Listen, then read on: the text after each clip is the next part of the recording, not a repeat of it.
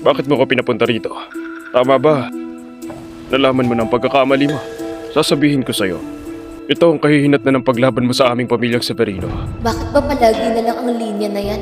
Nakakahiyamang sabihin, may tulong ako sa Gatchalian Group at sa Cruz Holdings. Kaya nakaraos na ako. Ano? Napakaswerte mo ba talaga?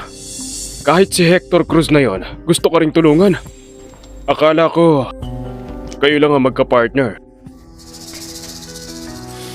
Ang pagtulong sa akin ng iba ay hindi dahil sa swerte o utang na loob, kundi dahil nagagamit ko ang aking halaga, ang sarili kong kakayahan, pinakamatibay kong sandigan. Sayang lang, ikaw at ang Severino Corporation ay hindi mauunawaan ang katotohanan to. Bata ka lang, ikaw ang nagtuturo sa akin!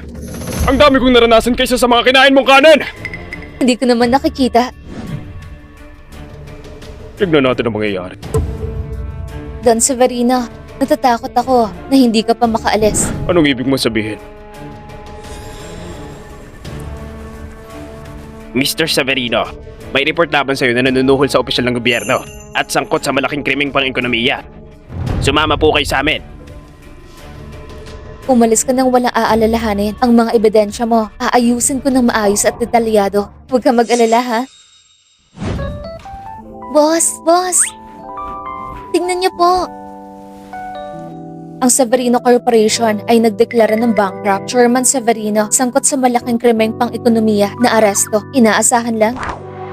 Hindi ko inaasahan ang Severino Corporation pagkatapos ng bankrupt. Ang bobo ng anak ng mga Severino. Si Fernando, parang extra na lang sa pelikula.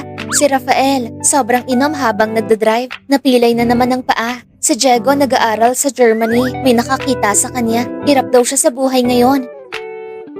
Basta, ginawa nila to sa sarili nila. Ang mga Severino, inuubos nila ang yaman ng mga ninuno. Ginawa nila ang lahat ng gusto nila. Bunga ng kanilang kayabangan. Tama. Oh, tama. Napili na ng admin ang address ng bagong opisina. Isang buong palapag. Buong palapag ay sa amin. Pag andun na, sabihin mo sa HR na itala ang distansya ng empleyado sa bagong opisina kung gustong magpalipat ng tirahan o mahirap ang biyahe. Apo, boss! Boss, ikaw na talaga ang pinakamatapang na babaeng nakilala ko. Wala pang 1 taon, nabuhay mong muli ang kumpanya natin at umangat ng husto. Napakagaling mo talaga. Ito ay simula pa lang. Ang mga susunod nating hakbang ay mahaba pa. Hindi ko naramdaman na masama ang magkaambisyon. Gusto kong hakbang-hakbang, umakyat sa mas mataas na landas.